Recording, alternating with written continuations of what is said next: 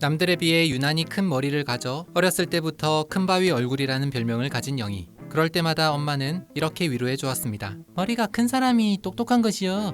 과연 그 이야기는 사실일까? 오늘 영상에서는 뇌에 관한 놀라운 사실을 알아보고자 합니다. 인간이 살아가는데 꼭 필요한 장기이자 신경계의 중추가 되는 기관인 뇌는 크게 호흡이나 심장박동 같은 생명활동을 통제하는 뇌관과 감각과 운동을 담당하는 소뇌, 그리고 지능을 담당하고 있는 대뇌로 이루어져 있습니다. 마치 꼬불꼬불한 호두 알맹이처럼 생긴 우리 뇌는 약 1천억 개의 뉴런, 뇌세포가 들어있으며 구불구불한 뇌신경세포를 쫙 펴서 길이를 재면 무려 45,000km 정도로 서울에서 부산을 몇 번이나 왕복할 수 있을 정도의 엄청난 길이라고 합니다. 그렇다면 정말 영희처럼 머리가 큰 사람이, 그러니까 뇌가 큰 사람이 머리가 좋은 것일까? 일단 답은 아니요 라는 겁니다. 고래의 뇌가 제일 크다고 해서 고래가 제일 똑똑한 것은 아니며, 또 일부 설치류의 경우엔 몸무게 대비 뇌의 무게가 사람보다 크지만 지능은 사람보다 낮기 때문입니다. 실제로 일반인들의 뇌의 평균 무게는 1.36kg 정도인데 인류 역사상 가장 똑똑한 사람으로 꼽히는 아인슈타인의 뇌는 1.22kg 정도밖에 되지 않았다고 합니다. 과학자들의 연구에 따르면 뇌의 무게나 크기보다는 뇌의 신경세포들이 얼마나 촘촘하고 빽빽하게 연결됐는지가 지능과 관계가 더 높다고 합니다. 또 우리가 팔 근육을 자주 쓰면 쓸수록 팔 근육이 강해지는 것처럼 뇌 역시 자주 쓰고 자주 사용할수록 점점 더 좋아질 수 있다는 것입니다. 오늘 아침은 뭐 먹을까? 지금 일어날까 말까? 오늘은 뭘 입을까? 하루 평균 5만 가지의 생각을 하고 사는 뇌는, 그래서 우리가 자주 사용하는 것들은 고민하지 않고 무의식적으로 알아서 처리하게 만들어 놓기도 합니다. 가령 양치를 할 때 칫솔에 치약을 짜고 오른팔 왼팔 혹은 왼팔 오른팔 순서대로 자켓을 입는 것처럼 말입니다. 또 뇌는 가지치기 선수의 달인이기도 합니다. 한때는 줄줄줄 잘 외우던 전화번호나 노래 가사가 어느 날 문득 떠오르려니 가물가물 잘 생각나지 않는 이유, 바로 뇌가 잘 사용하지 않는 연결을 가지치기 하기 때문입니다. 따라서 오래오래 기억하고 싶다면 자주 생각하고 자주 떠올려야 합니다. 그렇다면 내가 지난밤 술이 떡이 되도록 마신 것까진 기억나는데 그 뒤론 기억이 영 가물가물, 필름이 끊긴 것도 뇌가 가지치기를 한 것일까? 그건 기억을 잃어버린 것이 아니라 처음부터 뇌가 기억을 저장하지 않은 것으로, 술을 많이 마시게 되면 우리 뇌는 정보 저장 기능을 중단하게 된다고 합니다. 음주는 간 건강뿐 아니라 뇌 기능에도 좋지 않다는 사실입니다. 또한 뇌는 전체 체중의 2% 정도밖에 차지하지 않고 있지만 우리 몸이 사용하는 에너지의 20% 이상을 소모하고 우리가 마시는 산소의 20% 정도를 이용할 정도로 유지비가 비싼 기관으로 단 5분만 산소 공급이 중단돼도 뇌세포가 죽기 시작해 심각한 뇌 손상으로 이어질 수 있다고 합니다. 또 온도에도 예민한 장기로 특히 고열이 나면 가장 먼저 위험에 빠지는 것이 뇌라고 합니다. 체온이 40도를 넘기면 뇌 조직이 열로 변성되거나 파괴될 수 있는데, 우리에게 유명한 헬렌 켈러 역시 처음부터 장애를 갖고 태어난 것이 아니라 어린 시절 고열을 앓고 난 후 그 후유증으로 시각과 청각을 잃게 된 것이라고 합니다.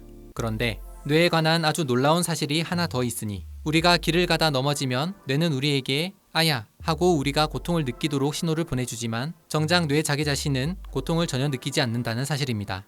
두개골과 대뇌피질은 고통을 감지할 수 있지만 뇌 기관 자체엔 고통을 느끼는 신경이 없기 때문에 뇌를 찌르거나 잘라도 아무런 고통을 느끼지 않는다는 사실입니다.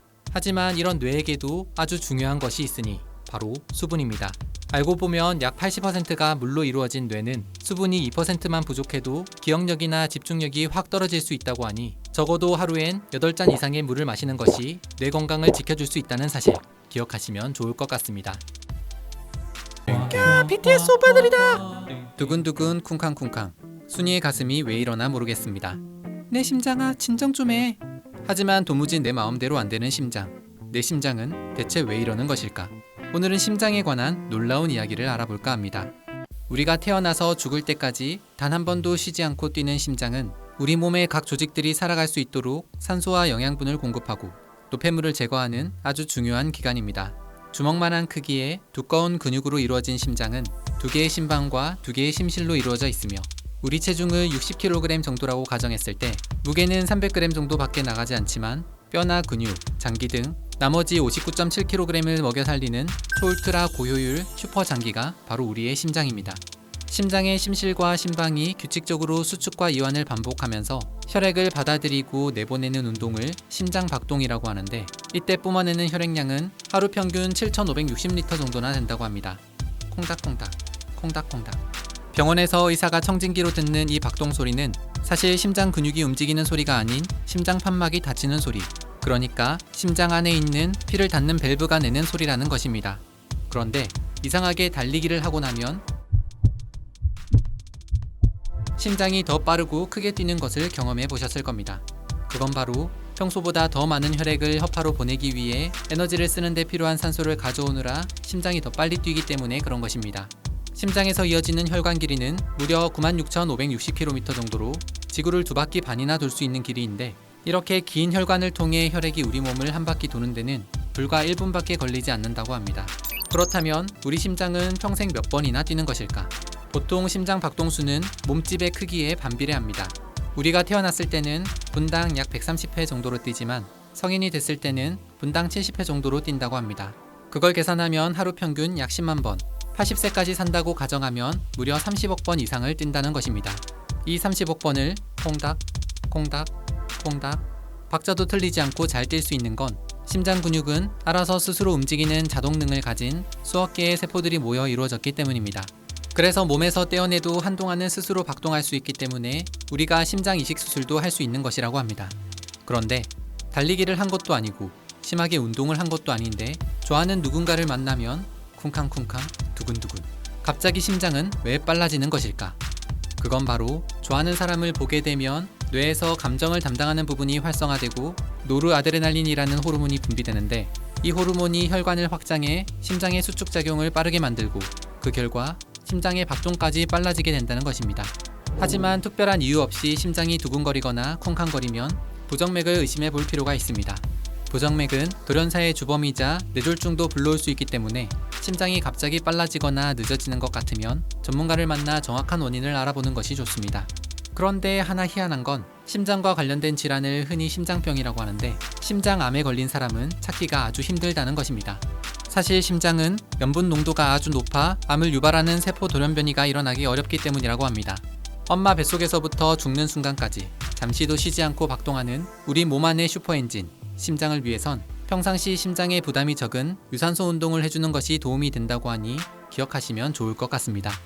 새해를 맞아 엄마를 모시고 건강검진에 나선 영희. 2호, 625, 4호.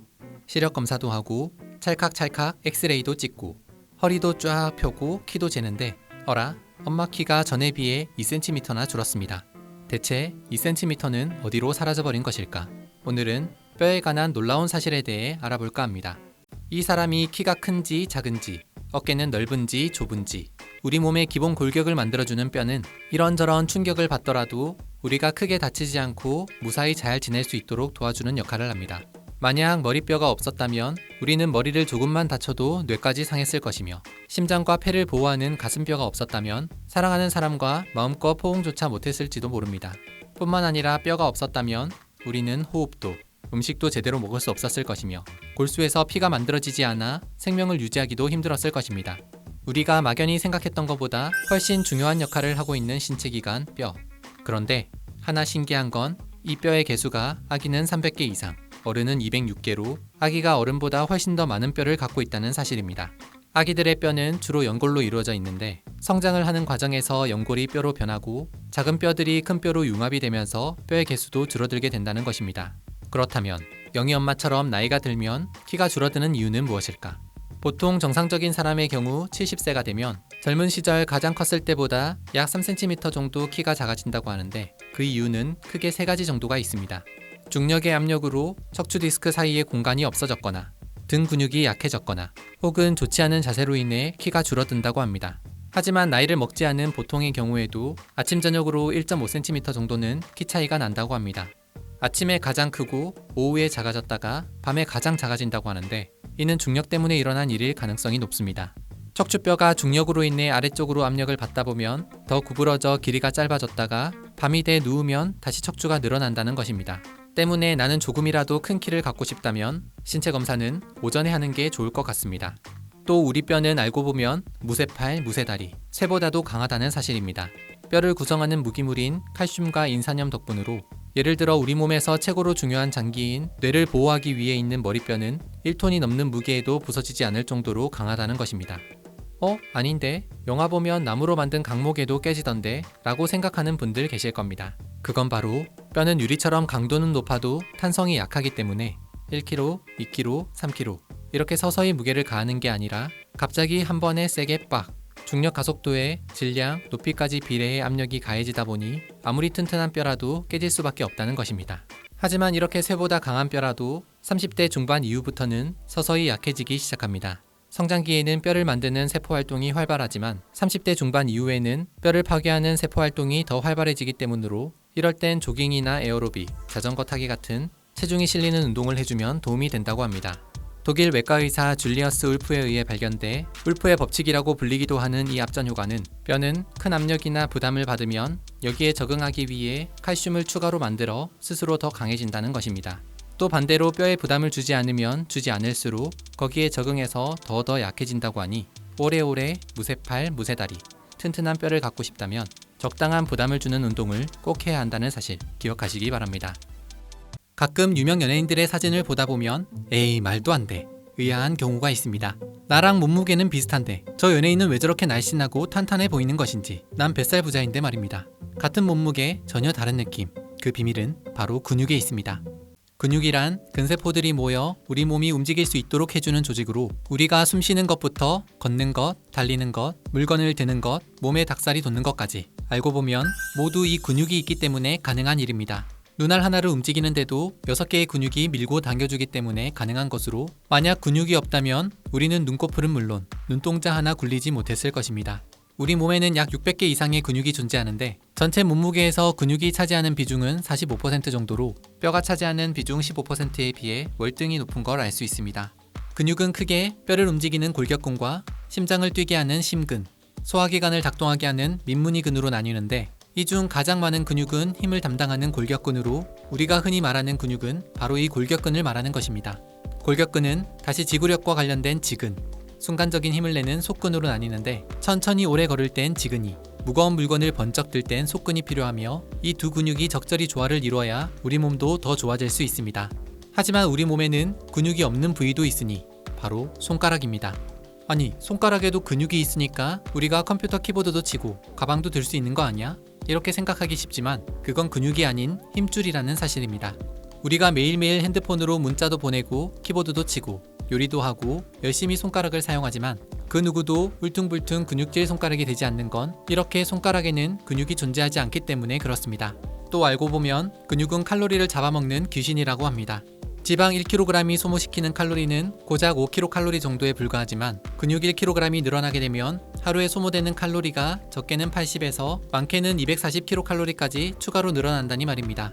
그래서 근육이 많은 사람은 가만히 누워만 있어도 살이 빠진다는 얘기를 하는 것입니다. 그런데 나는 진짜 운동도 열심히 했는데 오히려 체중은 더 늘었다고 고민하는 사람들이 있습니다. 그건 바로 근육의 무게 때문에 그렇습니다. 근육은 같은 1kg이라도 지방에 비해 훨씬 적은 부피를 차지하지만 대신 밀도가 높아 무게는 훨씬 더 많이 나갑니다. 저 연예인이 나와 같은 57kg이지만 나와는 전혀 다른 느낌으로 보였던 이유, 그건 바로 나는 지방이 많고 저 연예인은 근육이 많았기 때문입니다. 보통 이 근육은 35세를 넘기면서부터 10년에 5% 정도씩 손실이 되기 시작하는데 이때부터는 나이살을 조심해야 합니다. 음식을 더 많이 먹는 것도 아닌데 이상하게 같은 양을 먹어도 더 쉽게 살이 찌는 것 같은 느낌적인 느낌. 그건 바로 젊었을 때에 비해 근육이 줄어 칼로리를 덜 소모시키고 그 빈자리를 지방이 대신 채우기 때문에 같은 양을 먹어도 더 쉽게 살이 찌는 것입니다. 뿐만 아니라 근육의 힘이 약해지면 가벼운 낙상에도 큰 부상을 입을 수가 있기 때문에 나이가 들수록 근력 운동을 꼭 해야 하는 것입니다. 내 근육을 더 튼튼하고 강하게 운동과 더불어 꼭 하나 챙겨야 할 것이 있으니 바로 잠입니다. 우리가 운동을 할 때 근육 조직이 찢어지거나 손상이 되고 다시 회복이 되는 과정을 거치며 우리 근육 역시 점점 강해지게 되는데 이 회복이 되는 과정에 도움이 되는 것이 숙면이라는 사실입니다. 만약 근육 조직이 회복되는데 충분한 시간이 주어지지 않는다면 오히려 근육이 만들어지는 걸 방해할 수도 있다고 하니 2021년엔 나도 좀 몸짱으로 거듭나야지 새해 계획 세우신 분들이 계시다면 운동도 열심히 하고 잠도 잘 자야 근육도 더 잘 만들어진다는 사실 기억하시면 좋을 것 같습니다. 늦은 밤 퇴근 후 집으로 돌아가는 길. 그런데 갑자기 야옹! 이렇게 갑자기 깜짝 놀랄 일이 생기면 우린 이렇게 말하곤 합니다. 어휴, 간 떨어질 뻔했네. 유독 우리 속담 중에는 간과 관련된 이야기들이 많습니다. 심장이 크다 대신 간이 크다고 하거나 위에 기별도 안 간다 대신 간에 기별도 안 간다고 하는 것처럼 말이죠. 왜 이렇게 유난히 간과 관련된 속담이 많은 것일까? 오늘 영상에서는 간과 관련된 놀라운 사실에 대해 알아볼까 합니다. 우리의 간은 약 3천억 개가 넘는 간세포로 이루어져 있습니다. 무게는 약 1.2에서 1.5kg 정도로 우리 몸에서 가장 큰 장기 중 하나입니다. 간은 언뜻 보면 한 덩어리처럼 보이지만 사실 알고 보면 오른쪽 옆과 더 작은 왼쪽 옆 이렇게 2옆으로 이루어져 있으며 더 자세히 들어가 보면 8개의 분절로 나뉘어져 있는 걸 알 수 있습니다. 바로 이 덕분에 간 절제나 간 이식 수술도 가능한 것으로, 만약 간이 한 개의 덩어리로 돼 있다면 암이 생겨도 간을 절제하거나 간 이식 같은 수술은 불가능했을 것이라고 합니다. 정상적인 경우 우리의 간은 오른쪽 횡격막 아래 갈비뼈가 보호하고 있기 때문에 손으로 만져도 느껴볼 수 없습니다. 그런데 간에 병이 생겨 붓거나 커지면 갈비뼈 아래까지 내려와 손으로 만져지거나 심하면 볼록 튀어나올 수도 있다고 합니다. 그래서 우리 선조들이 유독 간과 관련된 속담을 만들게 된 것이 아닐까 짐작해 볼 수 있습니다. 하지만 속담처럼 간이 배 밖으로 나오거나 간이 콩알만해졌거나 하는 증상을 보인다면 그건 보통 문제가 아닐 가능성이 큽니다. 우리 간은 오장육부 중 가장 많은 일을 하는 장기로 심장이 순환계, 뇌가 사고와 행동에 중추라면 간은 신체 대사의 중심으로 우리 생명과 직결된 기관이기 때문입니다. 인체의 화학공장이라고 불리기도 하는 간은 무려 500종류에 달하는 화학공정을 수행하고 있는데, 가장 대표적으로 우리가 음식을 먹으면 위장관에서 소화되고 흡수되는 물질을 1차적으로 걸러내는 일을 합니다. 예를 들어 장내에서 단백질이 소화되는 과정에서 다량의 아모니아 가스가 발생하는데 그대로 두면 뇌 등에 치명적인 손상을 입힐 수 있습니다.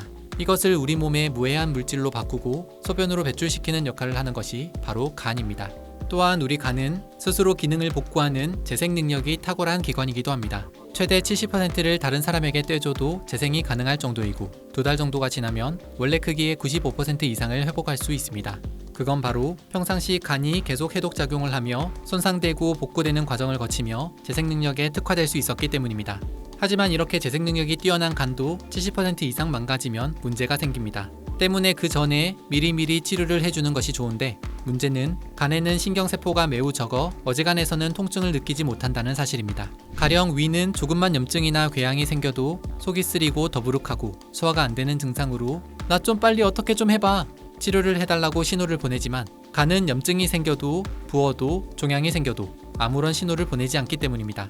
그러다 배가 아프거나 몸이 붓거나 황달이 생기는 등 간에 이상이 생겼다는 걸 알았을 땐 이미 간 기능이 70% 정도까지 상실돼 치료가 힘든 상태일 경우가 많습니다.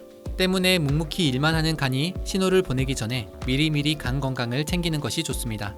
특히 간의 해독 능력이 떨어지면 몸속에 독소가 늘어나 만성 피로에 시달릴 수 있다고 하니 아무리 잠을 많이 자고 푹 쉬어도 피로가 풀리지 않으면 지금 내 간이 많이 힘들구나 관심을 가져주시면 좋을 것 같습니다.